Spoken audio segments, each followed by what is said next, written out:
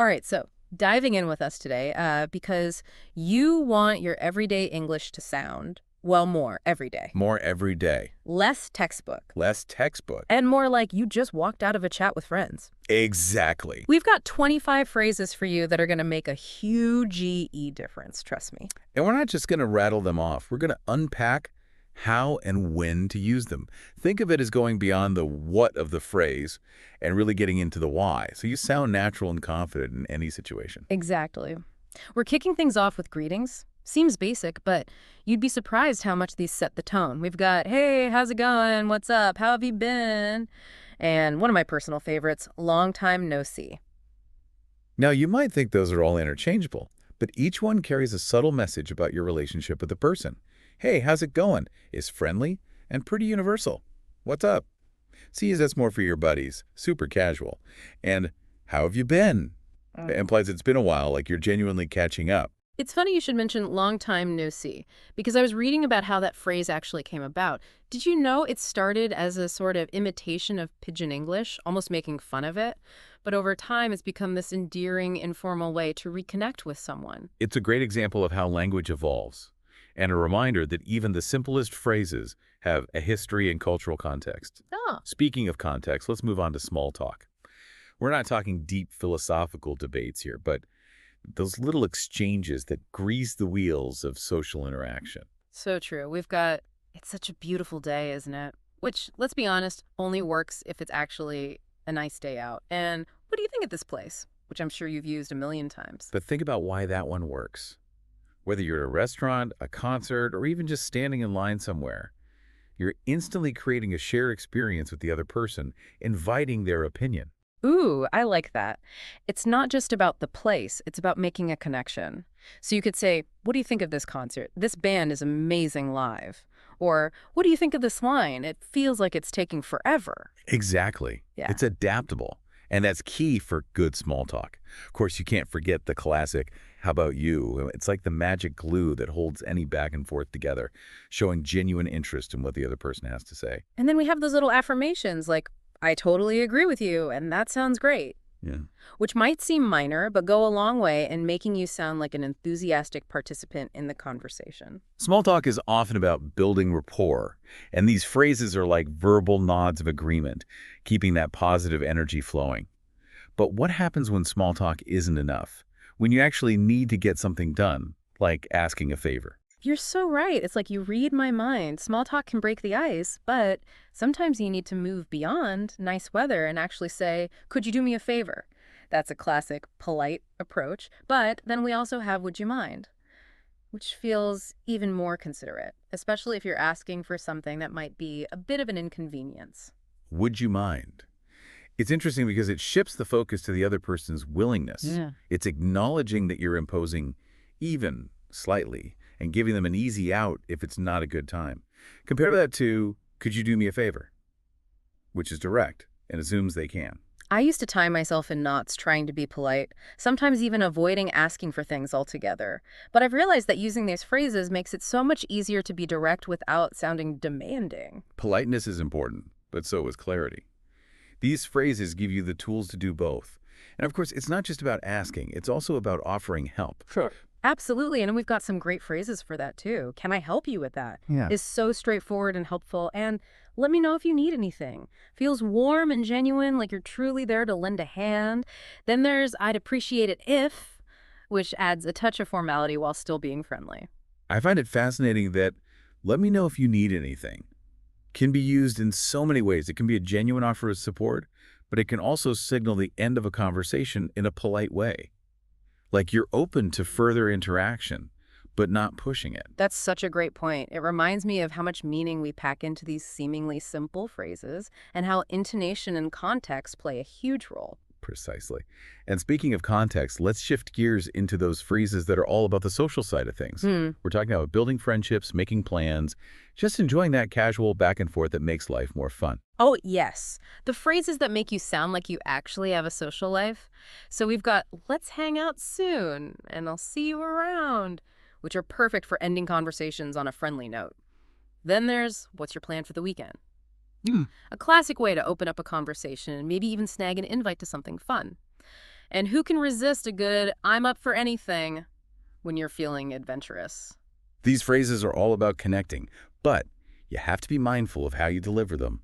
Let's hang out soon can sound genuine or totally dismissive depending on your tone and body language. It's about aligning your words with your actual intentions.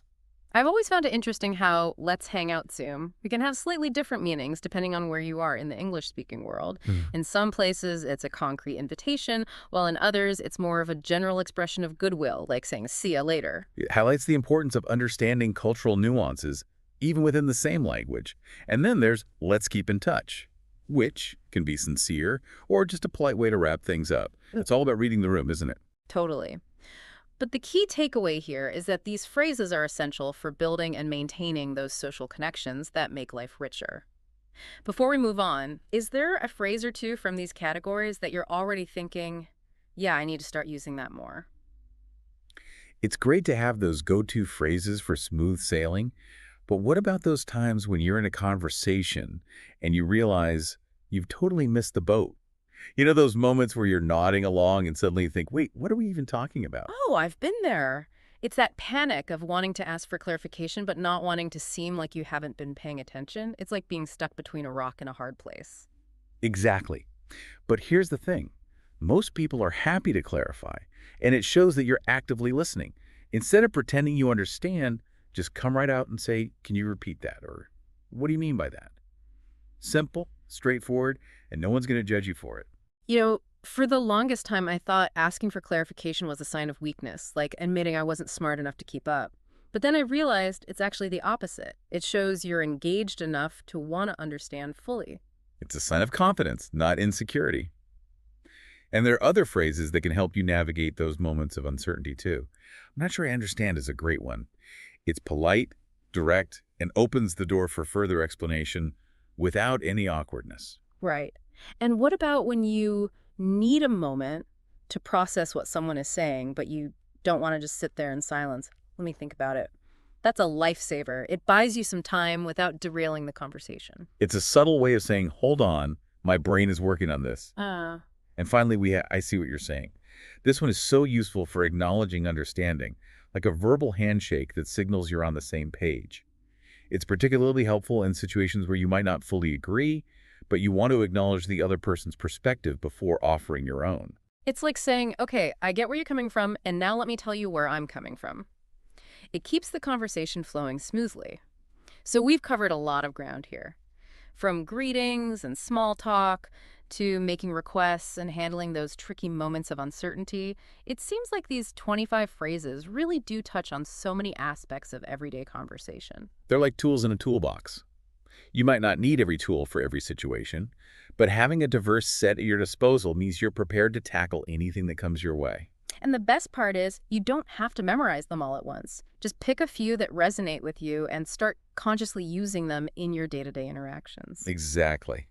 Think about your own communication style and the situations where you feel you could be more confident or expressive. Maybe you struggle with small talk, or maybe you find it hard to ask for help. Whatever it is, there's a phrase on this list that can help you bridge that gap. It's like those life hacks you see online, but for conversations. Little tweaks that can make a big difference. Speaking of tweaks, you mentioned earlier how even seemingly simple phrases can have layers of meaning and cultural nuances.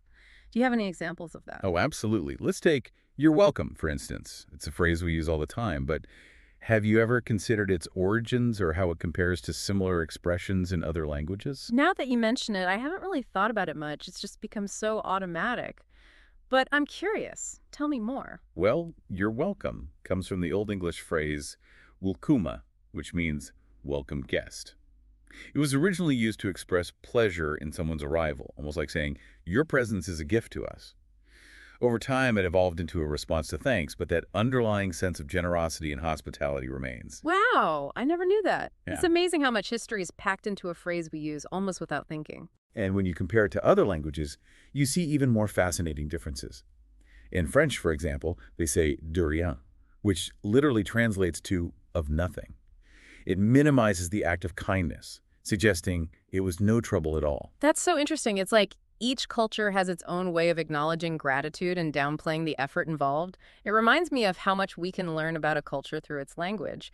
But I'm curious, are there any other phrases that you think are particularly revealing of English-speaking culture? One that comes to mind is, how are you?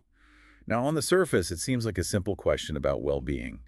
But in many English-speaking cultures, it's not actually expected to be answered literally. It's more of a social lubricant, a way to acknowledge someone and signal politeness. That's so true. I can't tell you how many times I've asked someone, "How are you?" and gotten a "good you" in return, even if they were clearly having a terrible day. Exactly. It's not that people are being dishonest.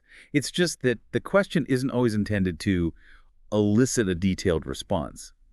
It's about establishing a connection, not necessarily delving into personal matters. It's almost like a verbal handshake. And just like with handshakes, there are cultural variations even within English-speaking countries. I've noticed that in some places, people are much more likely to respond to, "How are you?" with an honest answer, while in others, it's almost always a perfunctory exchange. It's fascinating how these subtle differences can impact communication, and it highlights the importance of being mindful of cultural context, even when using seemingly simple phrases. But let's not get too bogged down in the complexities of culture just yet.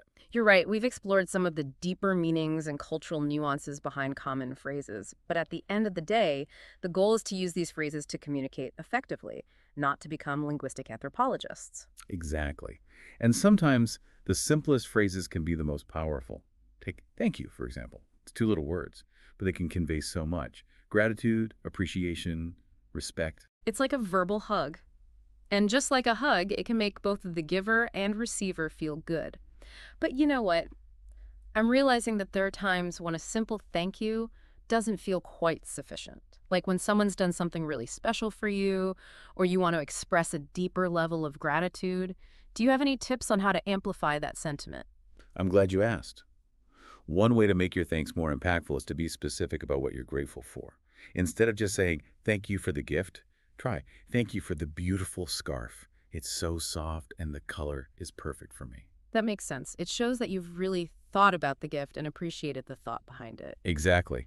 And you can also add a little bit about how the gift or action has impacted you. Something like, thank you for helping me move. It would have taken me twice as long without you, and my back is eternally grateful. That's so much more meaningful than a generic thank you, and it lets the person know that their actions truly made a difference. Are there any other phrases that can be used to express gratitude in a more heartfelt way? One of my favorites is, I really appreciate it. It's simple, sincere, and it emphasizes the personal value you place on the gesture. You can also use it in situations where thank you might feel too formal. Like if a colleague goes out of their way to help you with a project, you can say, I really appreciate you taking the time to explain this to me. It was incredibly helpful. I love that. It's professional but still warm and genuine. It reminds me of how important it is to express appreciation in the workplace, not just in personal relationships. Absolutely. And just like with thank you can amplify the sentiment by adding specifics. Instead of, I appreciate your help, try, I appreciate you staying late to help me finish this presentation. It wouldn't have been possible without you. It's amazing how these small adjustments can transform a simple phrase into a powerful expression of gratitude. But I'm starting to realize that there's so much more to explore here. We've barely scratched the surface of these 25 phrases, and I feel like we could spend hours unpacking their nuances and applications. You're absolutely right. Each phrase is like a doorway to a deeper understanding of language, culture, and communication. And the more we explore, the more we discover about ourselves and the world around us. That's what makes this so fascinating. It's not just about learning phrases, it's about expanding our awareness and connecting with others on a deeper level. Precisely. And that's the beauty of language. It's a tool for connection, expression, and understanding. And the more skillfully we wield that tool, the richer our lives become. So we've delved into greetings, small talk, making requests, expressing uncertainty, and even gratitude.